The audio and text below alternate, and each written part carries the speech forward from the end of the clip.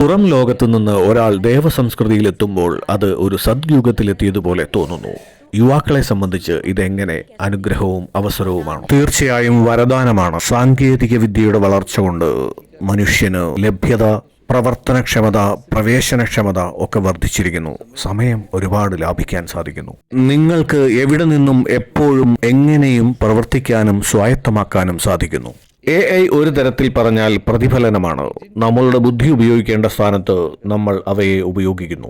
ഇങ്ങനെ ലാഭിക്കുന്ന സമയം നമ്മൾ വേണ്ട രീതിയിൽ ഉപയോഗപ്പെടുത്തുകയും കൂടുതൽ പ്രധാനപ്പെട്ട കാര്യങ്ങൾക്ക് വേണ്ടി ചിലവഴിക്കുകയും ചെയ്തില്ലെങ്കിൽ എന്ത് പ്രയോജനം? മഹത്വപൂർണമായ കാര്യമെന്നത് അഗ്നിക്ക് സ്വയം ഉത്തരവാദിത്തങ്ങളില്ല. അതുപോലെ തന്നെ സാങ്കേതിക വിദ്യയ്ക്കും അത് നമ്മൾ എങ്ങനെ ഉപയോഗിക്കുന്നു എന്നതിലാണ്.